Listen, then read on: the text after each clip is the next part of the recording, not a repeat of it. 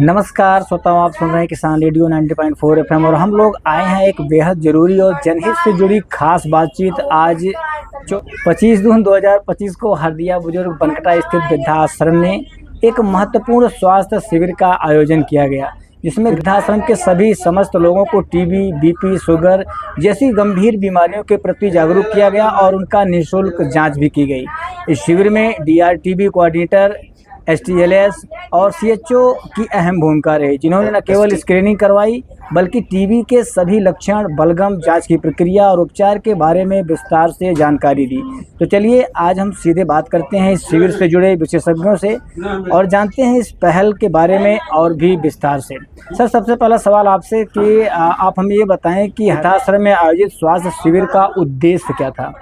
जी, सबसे पहले तो नमस्कार है आप सभी को।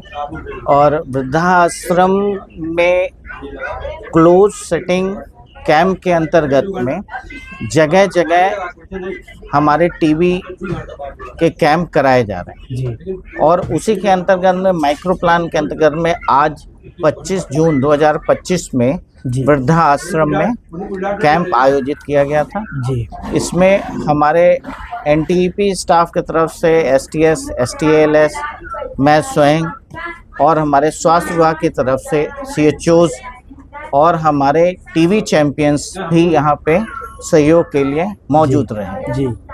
आपका ये सवाल था कि वृद्धाश्रम में जी कैंप आयोजित किया गया, इसका मेन उद्देश्य क्या है? जी। देखिए, सबसे बड़ी बात तो आपको ये बता दें कि स्वास्थ्य शिविर में सभी गंभीर बीमारियों के बारे में पता लगाने के लिए कैंप कराना ज़रूरी रहता है जी।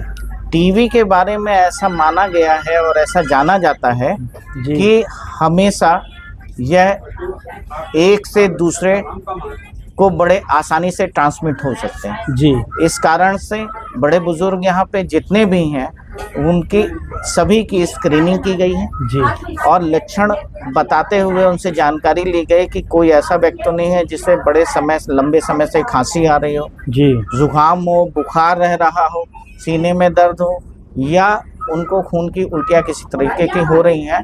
ऐसे लोगों को चिन्हित करते हुए हमारे एसटीएलएस द्वारा एक डिब्बी दी गई है जिसमें बलगम रखाया गया है उनसे और उसकी जांच कराई जाएगी जी। जिसकी रिपोर्ट हम यहाँ के मैनेजर से लेकर के उस व्यक्ति तक का पहुँचवा देंगे जी। इस कैंप का मेन उद्देश्य यही नहीं है कि सिर्फ वृद्ध आश्रम में वृद्ध लोगों का ही जांच हो। हम यहाँ के जितने भी स्टाफ हैं जो इनके रखरखाव देख रेख करते हैं उन सभी लोगों का कैंप के तहत में सभी लोगों को जानकारी देते हुए उनसे भी लक्षण पूछते हुए और उन्हें स्वास्थ्य के बारे में बताया गया जी। क्योंकि ये माना गया है, एक उद्देश्य है कि सभी स्वस्थ रहें।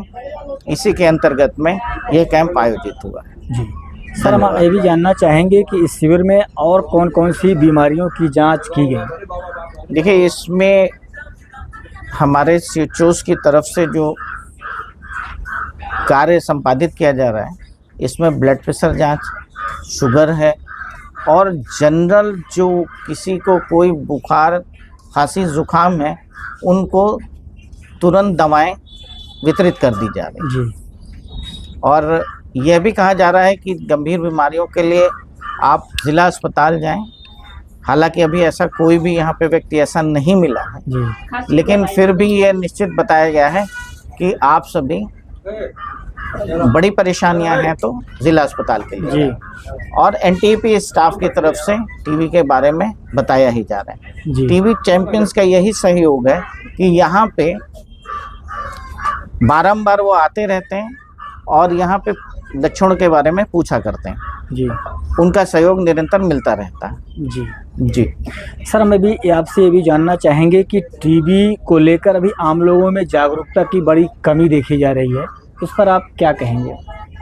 देखिए, समाज में यह एक सबसे बड़ी मान्यता ये है कि जिसको टीबी हो जाती है वह अपने आप को अलग थलग महसूस करता है। यदि किसी घरों में महिलाओं को हो जाती तो वह अपनी बात दूसरे से कहने में अक्षम होती जी। पुरुष समाज में अगर ऐसी परेशानियां होती हैं तो समाज में अगर यह बात रखते हैं कि मैं इस बीमारी से ग्रसित हूँ तो उनको उस समाज से बेदखल किया जाता है। जी लेकिन अब ऐसा कुछ नहीं है। हमारे पास समाज में अवेयरनेस करने के लिए जगह जगह स्वयं एनटीपी द्वारा कैंप किया जाता है। जी सीएचओ मैम द्वारा जहाँ जहाँ टीकाकरण कराया जाता है, जी सहयोग किया जाता है, वह सभी लोग भी टीबी के बारे में बताते हैं, लक्षण के बारे में बताते हैं और इसकी दवाएं निःशुल्क उपलब्ध है, जांच निःशुल्क उपलब्ध है, यह भी कैंपों में बताया जाता है। जी अब सभी अवेयर हो गए हैं और आपकी जानकारी में बताएं कि स्वयं लोग आकर के अपनी परेशानियों को बता रहे हैं। यह हमारी एक उपलब्धता में गिनती होती। बहुत बहुत धन्यवाद सर, आपने किसान रेडियो को अपना अमूल्य समय दिया।